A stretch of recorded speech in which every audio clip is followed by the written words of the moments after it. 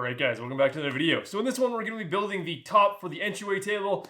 This has been kind of the defining factor for the rest of the design on this thing. This is, right from the beginning, this is what changed up the entire look and overall how much I like this project. At the beginning this project was just meant to be fairly simple visually speaking, we weren't going to be getting too complicated with it. The only reason I was doing this whole project was to try building something out of ash and then staining it with the tried and true stains. But after not being able to make a nice book match top, I decided to get a little bit crazy with the design here, and we're going to be building that top today, and I'm super excited to get into it. So basically all it's going to be is a giant frame with a tongue and groove slat structure in the middle. So before we go into the video, I just want to let you guys know that I recently started a Patreon page where I've got 3 different tier levels. If you join that top tier, you get free access to all my digital plans and SketchUp files, both for the current projects I'm working on as well as all my past stuff. As well as you get to be part of a monthly design session where you, me, and everyone else that's a part of that tier hang out over Google Meets, and we'll discuss some of the designs that I'm working on for future projects you're going to see on this channel. And if you're having issues with the design that you're working on, or you need some help with the project that you got going, you can feel free to ask those questions there, and you'll have me and this whole big support group to help you out. Just answer any of those questions, just give you some advice,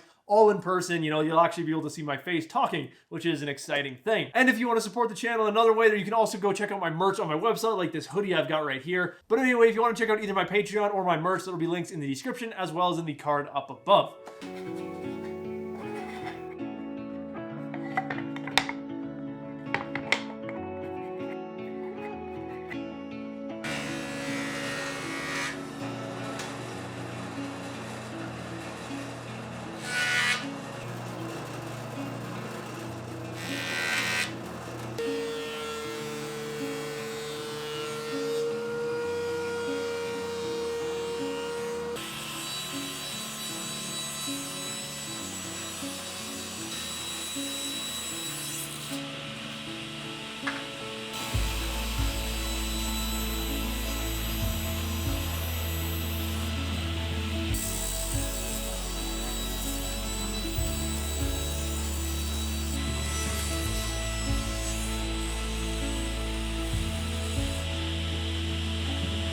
So before we get going with our joinery and that here, I want to talk about how flat things actually need to be before you can start cutting your joinery in overall. So on this tabletop, we have 2 distinct sizes. We've got our pieces that are going from the front to the back that are about 14 inches long. Then we've got our long pieces that are 58 inches long. So there's a big difference between these 2 pieces in the definition of how flat they need to be. In the case of these shorter pieces, it's very easy to get them perfectly flat and down to the proper thickness, all that kind of stuff. Whereas with these longer pieces, it can be very challenging no matter what kind of stock you're coming from. In this case, we resawed a piece of 8-quarter stock, which means that these are probably going to have a little bit more stress release in them than I want them to, which is exactly what I had happen. But overall, what I'm trying to get at here is that these longer pieces over the jointer, you don't need to try and get them perfectly flat. So all I did with my long pieces is I just passed them over to the jointer until my ends where I was taking off the most material were close to that 3-quarter thickness that I'm going for. And what that left was a whole bunch of bandsaw marks up the middle here. We probably still had to take off another 1/16th to 1/8 of an inch of material in order to get this piece perfectly flat. But one of the things that I know from experience is that over the length of this thing, it does not need to be perfectly flat. So I was able to take it over to the planer and we were able to pass it through. So now I know that over the whole length of this piece, we are the exact same thickness. We are the exact just around 3/4 of an inch thickness that I have across all my other pieces here. And so what happens when you pass this piece through the planer is the downward pressure that the rollers apply take out all the cupping in that and just force it downwards and get it to the exact same thickness. So right now with our pieces milled to their near final thickness, we do still have a little bit of cupping, just a very minor amount. But overall, I'm not concerned about that whatsoever because over this length, it's not that big of a deal. Because we're gonna be doing 2 things that are gonna take out that cupping completely. Once we go through and tie all of our tongue and groove pieces together and tie our whole structure together, that will do a lot to help take out that cupping that's in there. Also, once we take it over to the rest of the entryway table and actually screw it to the top of the entryway table, that is going to pull out whatever little bit of cupping is left over. So the big thing to understand here is that you don't always need a perfectly flat piece of wood. You need it to be fairly flat, but it doesn't need to be perfectly flat. In the case of these long pieces right now, as I have them sitting on my table saw, I can see just a minimal amount of cupping, and when I apply some light pressure with my fingers, that cupping completely goes away. So that tells me that as soon as I put a screw into the bottom of this, going from the case of our entryway table, that is going to be able to pull this piece perfectly flat, and our tabletop should be just fine.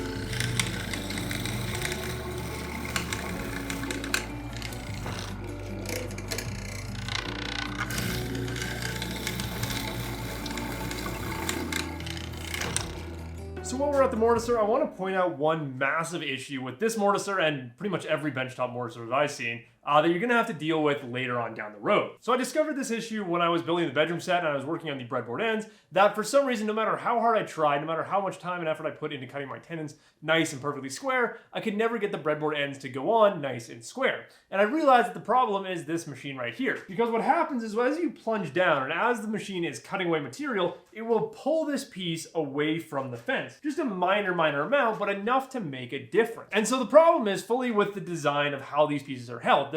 This mortiser is designed to be used with like square leg stock, stuff like that, where you don't really have to worry about it pulling away. So the only thing holding this 3-inch tall piece of wood against the fence nice and tightly is this 1/2-inch tall rubber wheel.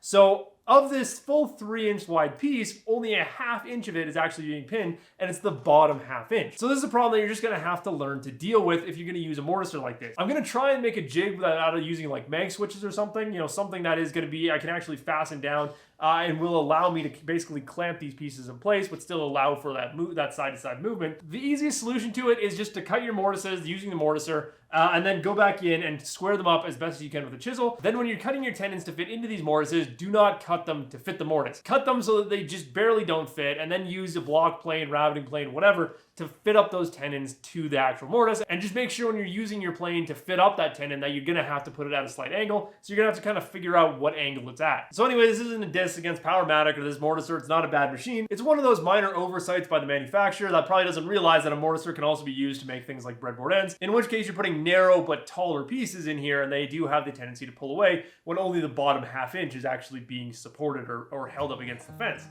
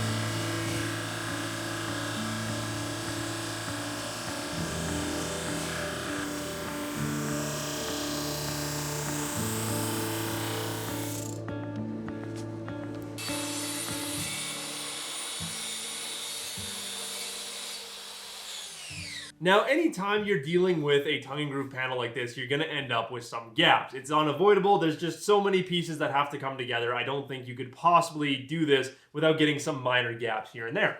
And because all of our pieces are basically glued in place with some room for movement in that, we can very easily just go in and fill a couple of these small gaps that have popped up that are going to be kind of visually annoying if you just look at this thing. What I'm going to do is make up some crack filler and then go through and fill some of these minor gaps just so that aesthetically it looks a little bit better. So I didn't show any footage of any of the sanding. I literally have been standing here for a few hours this morning. Just sanding this thing. We've got the top side sanded all the way up to 220 grit, and then the back side sanded up to 150 grit. We're never gonna see it, so it doesn't matter. But on the top side, we wanna make sure we're sanding as high as we can to make sure that we have as few of those little swirly marks that get left over. Because we're gonna be staining this piece, any of those little swirly marks that get left behind by the red orbital sander will end up picking up the pigments in the stain. So we wanna make sure we sand it up to a nice high grit. So this is all we're gonna do for the tabletop today, and I think it looks great. I really love the subtle detail that this tongue and groove structure brings in. We've just got all these very light lines, and it only just slightly picks up the light. Like you can kind of see it there as I spin it around. I've got the light sitting over here, so it kind of rakes across. And you can see at certain angles, it's pretty much invisible. It just looks like a flat panel. But when you rotate it, then that's where you start to kind of catch that light in those different grooves, and it starts to look pretty cool. But anyway, that is going to do for this video. So as always, guys, I do hope you enjoyed it, and I will see you in the next one.